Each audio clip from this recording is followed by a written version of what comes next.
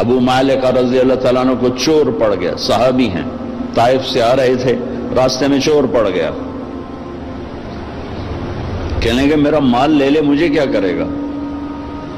کہا نہیں، تجھے بھی قتل کروں گا، ورنہ تو جا کے عمر کو میری شکایت لگائے گا، میں پکڑا جاؤں گا۔ کہنے کہ پھر 2 رکعت تو پڑھنے دے، آخری نماز کا پڑھ لے، نماز سے کیا ہوتا ہے؟ نماز سے کیا ہوتا ہے؟ نماز پڑھی، 2 نفل پڑھے، یا ودود یا ذا العرش المجید یا فعالا لما یرید۔ ہائے ہائے ہائے، اللہ کو جو پکارا اور اس نے تلوار اٹھائی کہ یا ارحم الراحمین، یا ایک دفعہ یا ارحم الراحمین، تو ایک دم آواز آئی لا تقتلہ، اسے مت قتل کرو۔ اس نے ادھر دیکھا، کوئی ہے؟ کوئی بھی نہیں۔ تو اس نے پھر تلوار اٹھائی، انہوں نے کہا یا ارحم الراحمین، پھر ایک آواز آئی لا تقتل، مت مارو۔ پھر اس نے ادھر دیکھا، کوئی نظر نہیں آیا، پھر انہوں نے تلوار اٹھائی کہ یا ارحم الراحمین۔ تو ایک دم ایک سوار ظاہر ہوا گھوڑے پر، اس کے ہاتھ میں نیزہ تھا، تو اس نے آتے ہی سیدھا اس کے سینے کے پار کیا، وہ چور گرا اور اس کے جسم کو آگ لگی، راکھ بن گئی۔ ابو مالک رضی اللہ تعالیٰ عنہ فرمانے لگے میرے بھائی کون ہو؟ اللہ نے میری مدد کی تیرے ذریعے سے۔ یہ نہیں کہا کہ تو نے میری مدد کی، کہا اللہ نے میری مدد کی تیرے ذریعے سے۔ تو انہوں نے فرمایا ارے میرے دوست، جب تو نے اللہ کو پکارا فَكَانَتْ لِأَبْوَابِ السَّمَاءِ قَعْقَعًا، جب تو نے کہا یا ودود یا ذا العرش المجید، جب تو نے یا ارحم الراحمین کہا تو 7 آسمان کے دروازے لرز اٹھے، کانپ اٹھے۔ جب تم نے دوبارہ پکارا تو آسمان کے فرشتوں میں چیخ و پکار مچ گئی۔ جب تم نے تیسری دفعہ پکارا تو میرے اللہ نے کہا کون ہے میرے بندے کی مدد کے لیے تیار؟ تو میں نے عرض کی یا اللہ میں تیار ہوں، کہ میں 7ویں آسمان کا فرشتہ ہوں۔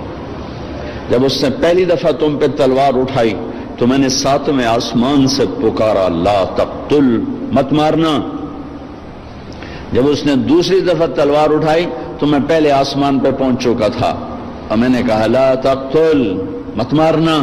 اور جب اس نے تیسری دفعہ تلوار اٹھائی تو میں تیری مدد کو پہنچ چکا تھا۔ اور جو بھی اللہ کو ایسے پکارے گا اللہ اس کی مدد کو آئے گا۔ ایک آدمی نے دروازے کھلوا لیے، 50 لاکھ آدمی اکٹھے، دروازے کیوں نہیں کھل رہے؟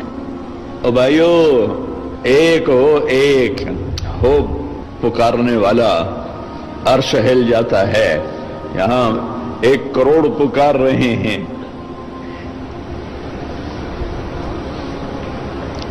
دل کے پھپھولے جل اٹھے سینے کے داغ سے، اس گھر کو آگ لگ گئی گھر کے چراغ سے۔ حکومتوں کو گلہ نہ دو، سیاستدانوں کو گلہ نہ دو، فوج پولیس کو گلہ نہ دو، یہ دیکھو ہمیں اور اب کیا کر رہے ہیں۔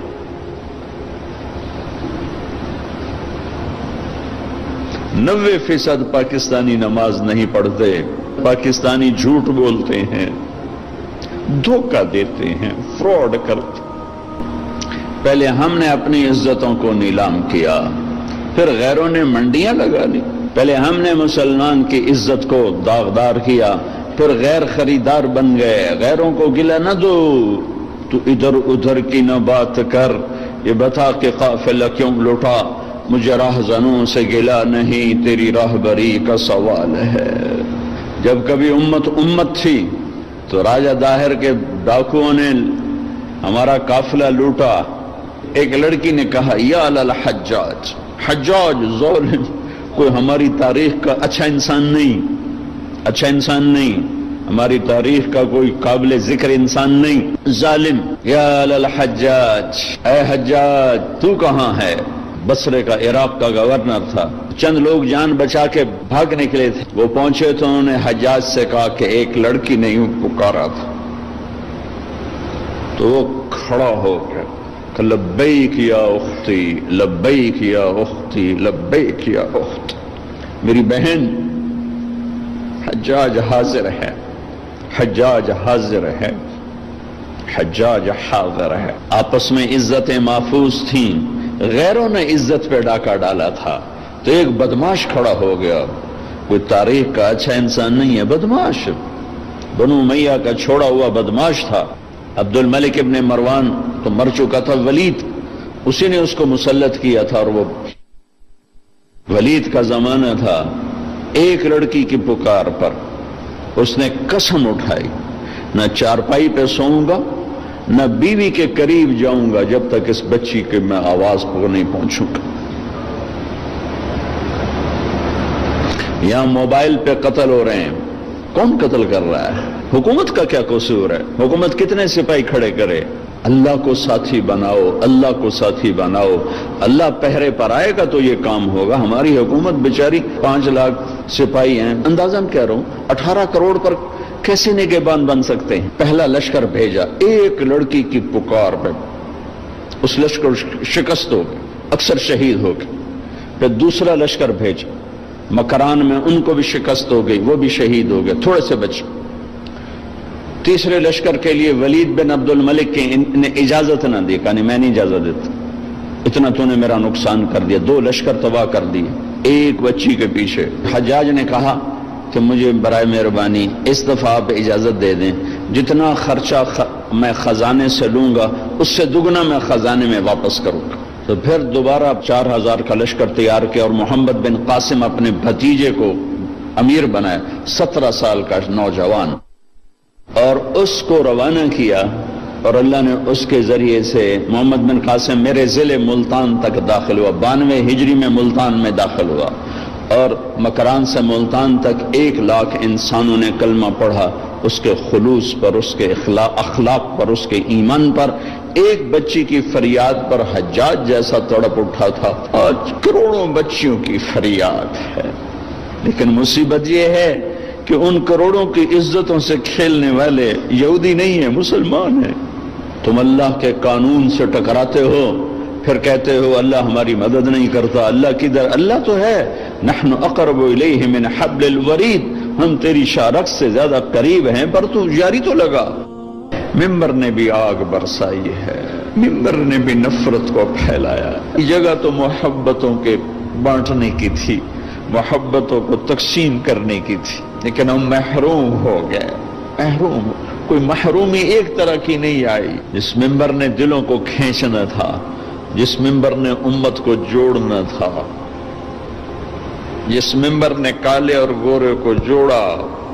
میرے نبی کے آخری جملہ ہے خطبہ عرفات کا، لا ترجعوا بعدی کفارا یضرب بعضکم رقاب بعض. میرے بعد کافر نہ ہو جانا، ایک دوسرے کی گردن کاٹتے پھرنا. اور سننا ولا تسودوا وجہی یوم القیامہ، قیامت کے دن مجھے شرمندہ نہ کرنا اللہ کے ساتھ. کلاس کے بچے فیل ہو جائیں تو استاد شرمندہ ہو رہا ہوتا ہے، چاہے استاد نے پوری محنت کی ہو، شرمندہ ہو رہا ہوتا ہے کہ میری کلاس فیل ہو گئی. اگر آج کوئی مسلمان ہے ہی نہیں، میرے نزدیک آپ کافر، آپ کے نزدیک میں کافر، ان کے نزدیک وہ کافر، ان کے نزدیک وہ کافر، تو پھر مسلمان ہے کون؟ اگر یہ سارے ہی کافر ہیں تو میرے نبی کہہ رہے ہیں لا تسودوا وجہی یوم القیامہ، دیکھو مجھے قیامت کے دن شرمندہ نہ کرنا، رسوا نہ کرنا. میں یہود کا گلہ کیا کروں کہ وہ ہمارے گلے کاٹ رہے ہیں، میں ان کا کیا کروں جو روز کراچی میں لاشیں گرا رہے ہیں. وہ یہودی ہیں جو پنجاب میں لاشیں گرا رہے ہیں، جو سرحد میں لاشیں گرا رہے ہیں، جو سندھ میں لاشیں گرا رہے ہیں، جو بیویوں کے منہ پہ تیزاب پھینک کے انہیں دردناک عذاب میں مبتلا کر رہے ہیں. یہ یہودی ہے؟ عیسائی ہے؟ جہیز نہ لانے پر بچی کو جلا رہے ہیں، یہ یہودی ہے؟ بیٹی پیدا ہونے پر اس کے منہ پہ تیزاب. پڑھو اخبار کی خبریں. میرے اپنے علاقے کا واقعہ، خاتون آئی، چہرہ جلا ہوا، دیکھا نہیں جا رہا تھا، بیٹے کا بھی اس کا بھی. کیا ہوا؟ کہ یہ میرے مرد میرے اتنے تیزاب سڑ چھڑے. مرد ہمارے یہاں خامد کو کہتے ہیں. یہ تیزاب ڈالنے والا یہودی تھا. پہلے ہماری نسل کو مسلمان نے کاٹا، پھر غیروں نے کاٹا. پہلے مسلمان نے مسلمان کو لوٹا، پھر غیروں نے لوٹا.